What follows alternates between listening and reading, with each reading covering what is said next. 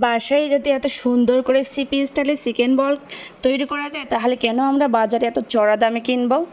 আসসালামু আলাইকুম গাইস, আজকে আমি হাজির হলাম সিপি স্টাইল চিকেন বল তৈরি করার নতুন একটা রেসিপি নিয়ে। এই জন্য আমি মুরগির বুকের মাংসটা খুব ছোট ছোট করে কিউব করে কেটে নিয়েছি। এর মধ্যে কাঁচা মরিচ দিয়ে দিব। এরপর আমি ব্লেন্ডারের সাহায্যে কিমা তৈরি করে নিয়েছি। এই কিমার মধ্যে আমি উপকরণগুলো অ্যাড করব। 1 চামচ রসুন বাটা, আমি এখানে সব ধরনের বাটা ইউজ করতেছি। 1 চামচ রসুন বাটা, 1 চামচ আদা বাটা, 1 চামচ সয়া সসটা দেওয়ার ফলে চিকেনের যে একটা এক্সট্রা গন্ধ আছে সেইটা থাকবে না। 1 চামচ টমেটো সস। এরপর আমি 1 চামচ কালো গোলমরিচ গুঁড়া দিব। এই কালো গোলমরিচ গুঁড়া আপনারা বাসায় একটু তেলে নিয়ে গুঁড়ো করে নিতে পারেন। এরপর আমি স্বাদ মতো লবণ অ্যাড করব। লবণটা আপনারা আপনাদের স্বাদ অনুযায়ী অ্যাড করবেন। এরপর আমি পুদিনা পাতা অ্যাড করব। আমার কাছে ধনিয়া পাতা ছিল না, এজন্য আমি পুদিনা পাতা অ্যাড করছি। এটা এক সাইডে রেখে দিয়ে আমি পাউরুটি সাদা অংশগুলো অ্যাড করার জন্য পানিতে হালকা একটু ভিজিয়ে ভালোভাবে চিপিয়ে নেব। আমি মোটামুটি 5 পিস পাউরুটি স্লাইস নিয়েছি। আমার পাউরুটির সাইজটা একটু ছোট ছিল, এই জন্য 5 পিস লাগছে। আপনাদের সাইজ বড় হইলে আপনারা 3 পিস নিতে পারেন। এই তো লাল অংশ বাদে আমি সাদা অংশটুকুই শুধু নেব। খুব ভালোভাবে পানি ছেড়ে নিতে হবে যাতে কোনো প্রকারের পানি না থাকে।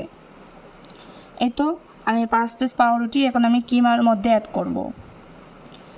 দেওয়ার পরে আমি সবগুলো উপকরণ হাতের সাহায্যে খুব ভালোভাবে মিক্সড করব, যাতে সবগুলো উপকরণ ভালোভাবে মিক্সড হয়।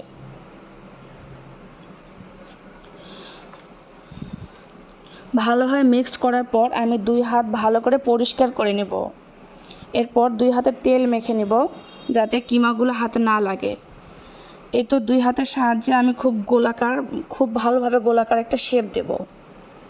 এটা দেখে বুঝতে হবে গাইস। এই তো গোলাকার শেপ দেওয়া হয়ে গেছে। আমি এইভাবেই সবগুলো চিকেন বল করে নেব।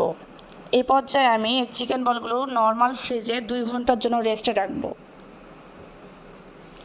এই তো আমি 2 ঘন্টা পর ফিরে আসলাম। এ পর্যায়ে আমি হাতের সাহায্যে আবার একটু ভালোভাবে শেপ দেব। যদিও আমার শেপগুলো সুন্দরভাবে আছে, তারপরেও দিয়ে দিব যাতে সুন্দর লাগে। এরপর আমি রাইস কুকারে এই অংশটুকু খুব ভালোভাবে পরিষ্কার করে নিয়ে শুকিয়ে নিয়ে এখানে তেল ব্রাশ করে নেব। তেল ব্রাশ করে এখানে আমি চিকেন বলগুলো দিয়ে দিব। চিকেন বলগুলো দিয়ে দেব। একটা পাত্রে আমি গরম পানিতে পানি ফুটিয়ে নিয়েছি। ওই পাত্রের মধ্যে এই চিকেন বলগুলো 5 মিনিটের জন্য সিদ্ধ করতে দেব।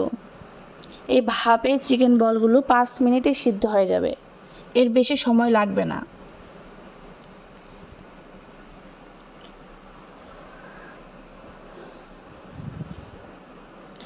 এই তো আমার চিকেন বলগুলো মোটামুটি সিদ্ধ হয়ে গেছে। এই পর্যায়ে আমি একটু ঠান্ডা করে নিব। ঠান্ডা করার পর গাইস, এই পর্যায়ে আপনারা চিকেন বলগুলো সংরক্ষণ করতে পারেন 1 মাসের জন্য। আমি কিছু চিকেন বল ফ্রোজেন করব। এই পর্যায়ে এই ফ্রোজেন করা চিকেন বলগুলো মোটামুটি আমরা 1 মাস সংরক্ষণ করতে পারবো। আর বাকি চিকেন বলগুলো আমি ভেজে নেব। এজন্য চুলায় একটা প্যানের মধ্যে তেল দিয়ে হালকা গরম করে নিব। এই হালকা গরম তেলের মধ্যে আমি চিকেন বলগুলো দিয়ে দিব।